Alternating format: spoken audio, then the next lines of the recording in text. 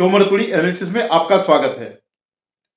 हिंदुओं को भारत में रहकर भी अपनी संस्कृति, अपना अतीत, अपना योग, आयुर्वेद बचाना मुश्किल हो गया है।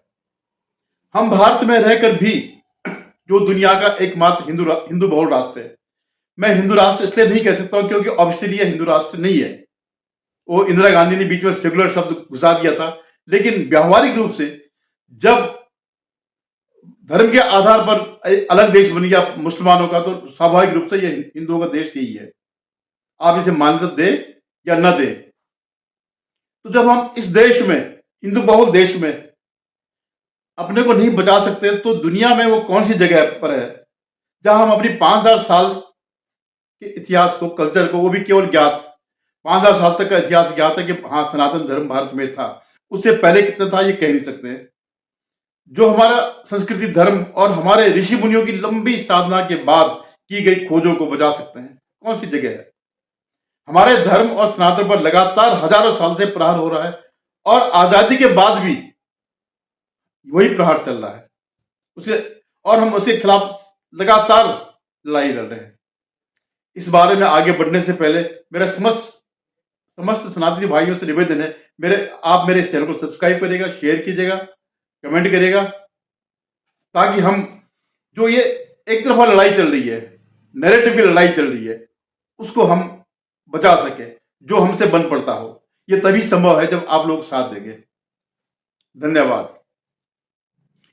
अब अगर मैं आपसे पतंजलि के बारे में पूछूं, पतंजलि के उत्पादों के बारे में पूछूं, तो सबका एक ही जवाब होगा। ज्यादातर एक ही बात कहेंगे कि पतंजलि के उत्पाद जो है फ्रॉड है और बाबा रामदेव लाला है, ठग है, और उसको सुप्रीम कोर्ट ने अपने उत्पादों के गलत प्रचार पर माफी मंगवाई है। और बाबा रामदेव और ब्रह्मचारी बालकृष्ण ने बगैर शर्त माफी मांगी है। पर यह ज्यादातर यही कहेंगे, क्यों?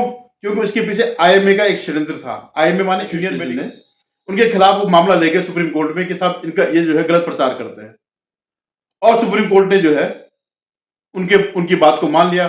सुनवाई के दौरान उनके खिलाफ बहुत ज्यादा वो किया गया, उन पर लताड़ की गई, जबकि वो बार बार कह रहे थे कि हम साबित करने को तैयार हैं, हम अपने उत्पादों को जो हम दावा कर रहे हैं वो हम साबित कर सकते हैं, क्योंकि आप हमारी प्रयोगशाला में आकर के देख सकते हैं। हमने सारे डाटा इकट्ठे किए हुए। लेकिन सुप्रीम कोर्ट ऐसा नहीं था। सुप्रीम कोर्ट में जो है जो याचिका लेके गए उन्होंने भर दिया था। हालात यहां तक हो गई थी कि एक जज ने क्या कहा पतंजलि के बारे में कि आपको टीयर अपार्ट, मिटा दूंगा, नष्ट भ्रष्ट कर दूंगा, खत्म कर दूंगा। और उन जज का नाम था, जो माने जस्टिस थे, अमानुल्लाह। अब आप सोच सकते हैं, आप षड्यंत्रों को सोच सकते हैं कि कहां कहां तक पहुंचे। उसके बाद क्या हुआ? महीनों तक यही हंगामा चलता रहा। इसी बहाने हमारी पूरी सभ्यता पे, पूरी संस्कृति पे, पूरे आयुर्वेद पे, पूरी योग पे, पूरे कल्चर पे प्रहार होता रहा, मजाक उड़ाई जाती रही, सिर्फ इसी बात को लेकर के, इसी टिप्पणी को लेकर के और इसी मामले को लेकर के कि साहब ये गलत प्रचार करते, जबकि वो साबित करने को तैयार थे। आप मुझे आईएमए का जो एलोपैथी जो है उसका कोई एक भी वो बता दीजिएगा कि जिसकी वो गारंटी देते हैं कि हम इलाज करें तो ठीक हो जाएगा। कोई भी नहीं है। तात्कालिक है, लाइफ सेविंग है कुछ मामलों में, लेकिन अगर कोई ये दावा करता है कि ये जो है बिल्कुल ठीक कर देगा, ये कहीं पर नहीं है। आप जो भी दवाई खाते हैं उसका कोई ना कोई साइड इफेक्ट है। आयुर्वेद में ऐसा नहीं है, उनकी लंबी प्रोसेस है और उसके साथ और भी चीजें हैं, खान पान भी है, जीवन शैली भी है, सब चीजें हैं, तब जाकर के वो निरोग हो सकता है। मैंने तो यहां तक देखा मैं उसका गवाह हूं कि सिर्फ एक उसको रीढ़ का कैंसर था, एक व्यक्ति को, उसके पैसे नहीं थे, तो बाबा ने कहा कि तुम जो है वो करो अनुलोम विलोम। अनुलोम विलोम माने एक नाक से सांस लेना, दूसरे से वो करना। वो जो है 2 साल में न सिर्फ ठीक हो गया, बल्कि जो घाव था रीढ़ की हड्डी में वो भी सही हो गया। तो आयुर्वेद के अंदर इतनी बड़ी शक्ति है। परीक्षा भले ही लेता है, टाइम भले ही लगता है, लेकिन ऐसा नहीं है कि कुछ नहीं होता होगा।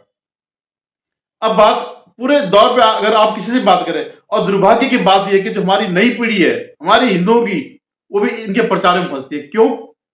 क्योंकि वो तत्कालिक रूप से वो पढ़ लेते हैं। कि जो उन्होंने कहा है, जो अब मैं बताता हूं आगे क्या हुआ।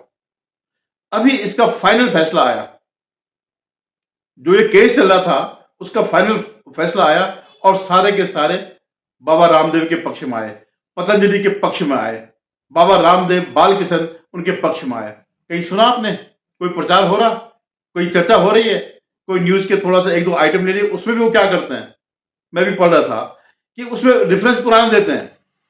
ये ठीक है कि उन्होंने दिया है कि इनको छोड़ दिया गया है, इनका जो जितने भी आरोप थे वो सिद्ध नहीं हुए और उनको बाकायदा बाइज्जत जिसे कहते हैं उसके आधार पर नहीं, जैसे कहते हैं ना कि सबूत न मिलने, नहीं, पूरे सबूतों के आधार पर उनको बरी कर दिया गया और उनको पूरी आजादी दी गई कि आप प्रचार कर सकते हैं। जिस कानून की वो बात कर रहे थे 170, वो कोई पुराना कानून था, वो सरकार ने पहले खत्म कर दिया था, लेकिन उसी कानून को लेकर के ये सारा जो प्रपंच खेला गया, तो आपको कहीं नहीं मिलेगा। इसलिए मैं कहता हूं कि हम जैसे छोटे यूट्यूबर्स हैं जो इस चीज को रिसर्च करते हैं, ऐसा नहीं कि मैंने बोल दिया, नहीं, सब चीज को रिसर्च करते हैं। अब मैं आपको बताता हूं क्या क्या इसमें हुआ। खबर यह है, योग और आयुर्वेद को कलंकित करने वालों का पर्दाफाश। भ्रामक विज्ञापनों के आरोप वाली आईएमए की याचिका सुप्रीम कोर्ट से खारिज। रामदेव बोले मेडिकल माफिया की बोलती बंद। रामदेव ने कहा, हमारे ऋषियों की बहुत बड़ी विरासत है, हमने योग आयुर्वेद की डोरी बहुत ऊंची उड़ा रखी है, इसकी डोर तो भगवान के हाथ में है। कुछ लोग इस डोर को काटने में लगे थे, लेकिन सुप्रीम कोर्ट ने वह केस ही काट दिया। 5 साल बाद आज हमें खुलकर बोलने का मौका मिला। अब देखिए इन 5 सालों में कितना पानी बह गया होगा। 5 साल का जो है इन्होंने कितना नहीं किया होगा। तो क्या था मामला, इंडियन मेडिकल एसोसिएशन की ओर से दाखिल एलोपैथी को निशाना बनाने वाली याचिका और भ्रामक विज्ञापन के मामले में रामदेव और पतंजलि को सुप्रीम कोर्ट से राहत मिल चुकी है।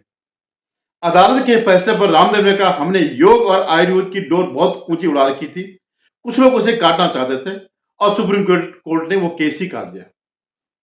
ये बाबा रामदेव ने उसके बाद कहा। आगे रामदेव जी ने क्या कहा, बाबा ने क्या कहा, सुप्रीम कोर्ट का ध्येय वाक्य है, सत्यमेव जयते, ये तो धर्मस्थो तत् जय, धर्म की जय हो। तो जो लोग रोज भ्रम पैदा करते हैं, योग आयुर्वेद को बदनाम करते हैं, जितने भी ड्रग माफिया, मेडिकल माफिया थे, सबकी बोलती बंद हो गई। ये उनका इसके बाद बयान आया और आना ही था, क्योंकि उनको इतना वो कर दिया गया था, बाबा रामदेव को इतना बदनाम कर दिया गया था, पतंजलि को, बालकृष्ण जी को। तो उन्होंने आगे क्या कहा, मैं सभी से कहना चाहता हूं कि अपने सनातन धर्म से दोबारा जुड़िए, योग आयुर्वेद से जुड़िए, अपनी जड़ों से जुड़िए और बीमारियों को जड़ से मिटाओ। ये इस पूरा आयुर्वेद का मुख्य जो मूल है वो ये कि बीमारी को जो है जड़ से मिटाओ और एक स्वस्थ सुखी जीवन को जियो। हमें ऋषियों की इतनी बड़ी विरासत मिली है। आप ये मत सोचिए कि ऋषि का मतलब तब ये होता है कि दाढ़ी वाली बढ़ा करके, जटा बढ़ा करके बैठ के तब करने के किसने खान ले, नहीं, वो रिसर्च करते हैं। उस समय ऋषि का मतलब जैसे आज साइंटिस्ट है, तब वो रिसर्चर होते हैं। आप जानते हैं कि हमारा जो खगोल शास्त्र है दुनिया का नंबर 1 है, जो 100-200 साल में अब जाकर के लोग जिसको सीख रहे हैं, विदेशी सीख रहे हैं, वो खगोल शास्त्र हमारे ऋषि मुनियों ने बहुत पहले बता दिया था, सटीक गणना की जाती थी। हमें जो लोग रोज रोज योग आयुर्वेद को कलंकित करते हैं, उनका पर्दाफाश करने के लिए सुप्रीम कोर्ट का शुक्रिया। तो हुआ क्या, सुप्रीम कोर्ट ने सोमवार को इंडियन मेडिकल एसोसिएशन आईएमए की वह याचिका बंद कर दी, जिसमें पारंपरिक दवाइयों, आयुर्वेद और भी जैसे यूनानी जिसमें भी होगा, कि भ्रामक विज्ञापनों के खिलाफ कार्रवाई की मांग की थी। साथ ही कोर्ट ने अपना पहले का आदेश वापस ले लिया, जिसमें विज्ञापनों के लिए सख्त मंजूरी की शर्त लागू थी। वो अलग, जब उन्होंने कहा टीयर अपार्ट, हम तुमको नष्ट कर देंगे, खत्म कर देंगे, पतंजलि को खत्म कर देंगे, तो वो आदेश भी वापस, जो उस समय उन्होंने जो अंतरिम आदेश दिया था, जो भी आदेश दिया था, उसको भी उन्होंने वापस ले लिया। जो विज्ञापनों के लिए सख्त मंजूरी की शर्त लागू थी।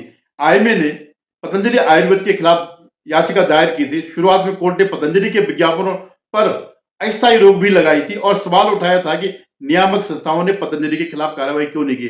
उन्होंने इसके साथ खाली पतंजलि को नहीं किया, जो पतंजलि उत्तराखंड में इनका कार्यालय है, लैब है, सब कुछ है, हेडक्वार्टर है, सारा तामझाम यहीं पर है, तो उत्तराखंड सरकार को भी डांटा था कि आपने कैसे वो कर दिया, क्योंकि उनको गलत सूचनाएं दी गई थी। क्योंकि जो जज लोग थे उनकी मानसिकता वही थी, वो जो देखना चाहते उन्होंने वही देखा। खबरों के मुताबिक सुनवाई के दौरान न्यायालय की सहायता कर रहे वकील एमिकस क्यूरी जिसे कहते हैं, ने कहा कि नियम 170 को हटाने से आयुर्वेदिक दवाइयों के लिए वही स्थिति हो गई जैसे एलोपैथिक दवाइयों की थी। उन्होंने कहा जो जो 170 था केवल आयुर्वेद में था पहले, तो सरकार ने वो हटा दिया। तो उन्होंने कहा वही चीज़ है जो जैसे जो प्रचार ये करते हैं, वो तो भ्रामक करते हैं। आज तक मुझे एक भी व्यक्ति बता दीजिएगा जिसका डायबिटीज दूर हो गई हो, चाहे वो 10 साल लगे, 20 साल लगे, मरते तक। जो अगर आप डायबिटीज है आपको, डायबिटीज दवाई खा रहे हैं, तो आप ठीक कभी नहीं होंगे। आपके अन्य अंग खराब हो जाएंगे, लेकिन आप सही नहीं होंगे। ऐसे ही बीपी जो है, बीपी का मामला भी यही है। आप जिंदगी भर जो है दवाइयां खाते रहे, लेकिन वो होगा ठीक, हर जगह इनका वो चल रहा। अब तो खैर, अब तो जो एलोपैथी में तो इतना करप्शन आ गया, जब से कॉर्पोरेट कल्चर आ गया, तब से तो बूचर बन गए हैं। खबरों के मुताबिक सुनवाई के दौरान न्यायालय की सहायता करने से हो गई है। अगस्त 2024 के बाद जो कुछ हुआ है, राज्यों ने इस नियम को लागू किया है। नियम 170 को इसलिए लाया गया था ताकि पारंपरिक दवाओं के झूठे और बढ़ा चला करके के दावों पर रोक लगाई गई। ये जानबूझ करके जो है आयुर्वेद को खत्म करने के लिए पुरानी सरकार ने लाया था। उसके पीछे कोई वो नहीं है कि वो सरकार बड़ी इंटेलिजेंट थी या उन्होंने कहीं परीक्षण किया हो, कुछ नहीं। सिर्फ क्योंकि वो सरकार कांग्रेस की थी, और कांग्रेस माने आईएनसी, आईएनसी माने इस्लामिक नेहरू कांग्रेस, जिसका शुरुआत से ही हिंदू विरोध रहा। जब से सत्ता इसके पास आई, नेहरू के पास, उसके बाद उसके खानदान के पास आई, तो उसका एक ही उद्देश्य है, हिंदुओं के खिलाफ। केंद्र ने हटा दिया था नियम 170। फिर आयुष मंत्रालय ने 1 जुलाई 2024 को एक अधिसूचना जारी कर 1945 के नियम 170 को हटा दिया। इस नियम के तहत आयुर्वेदिक यूनानी दवाई के विज्ञापन को छापने से पहले राज्य की लाइसेंसिंग अथॉरिटी से मंजूरी लेना जरूरी था। तो अब ये वो हटा ही दिया था उन्होंने, तो बात ही खत्म हो गई। इसको भी चैलेंज किया उन्होंने, और उस चैलेंज को जो है कि भाई ये नहीं हटना चाहिए, कोर्ट ने उसको स्टे दे दिया। हाँ, नहीं हटना चाहिए। क्यों? क्योंकि सबके दिमाग में वही है, भूसा भरा पड़ा हुआ है सबके दिमाग में। जो 70 साल से, जो भारत की आजादी के 80 साल से जो सिखाया जा रहा है, जो पढ़ाया जा रहा है, सब किताबों में, सब उसमें वही सिखाया जा रहा है। आयुर्वेदिक के खिलाफ, हिंदुओं के खिलाफ, सनातन के खिलाफ। वो जो जैसे बताते हैं ना कि साहब उसमें फिल्मों में कोई अगर पंडित को दिखाएंगे तो पोंगा पंडित दिखाएंगे, या ठाकुर को दिखाएंगे तो बिल्कुल एक तानाशाह को दिखाएंगे, एक क्रूर आदमी को दिखाएंगे। तो वो एक वो डाला गया है, बुनियाद डाली गई इस बात के लेकर के। तो उसको, अब उसको भी जो इन्होंने स्टे दिया था, वो स्टे भी हटा दिया। तो इस पर कोर्ट ने सवाल है, राज्य उस नियम को कैसे लागू कर सकते हैं जिसे केंद्र पहले हटा चुका है। तो उसके बाद जो आईएमए की तरफ जो वकील था, उसने कहा सब अगस्त 2024 के स्टे को बरकरार रखा जाए, कि जो आपने रोक लगाई थी 170 को न हटाया जाए, उसको रोक लगाया जाए। उन्होंने भ्रामक मेडिकल विज्ञापनों खतरों पर कोर्ट का ध्यान दिलाया और कहा बहुत बड़ी संख्या में लोग भोले भाले हैं आज की दुनिया में, जो लोगों के वो कतरते हैं, कान कतरते हैं, करे बड़े भोले भाले हैं। आयुर्वेद में कोई भी यह कह सकता है कि यह दवा बीमारी की गारंटी शुदा इलाज है। लोग उस चक्कर में फंस जाते हैं, और जब वो एलोपैथी डॉक्टर के पास जाते हैं, तब तक बीमारी लाइलाज होती है। लेकिन जो नहीं जाते, सीधे जाते, तो वो क्या ठीक हो जाते हैं? लाखों लोग ऐसे मरते हैं। हालत तो ये है कि मरे हुए को भी कई दिन तक आईसीयू में डाला जाता है, रखा जाता है अननेसेसरी, उसको लाइफ सपोर्टिंग सिस्टम को जो है, ताकि वो ऑक्सीजन का दिल धड़कता रहे और दिखा दे कि भाई जिंदा है, जबकि क्लिनिकली जो मर चुका होता है। लेकिन सिर्फ बिल बढ़ाने के लिए, आईसीयू में जो है बिल बढ़ाने के लिए।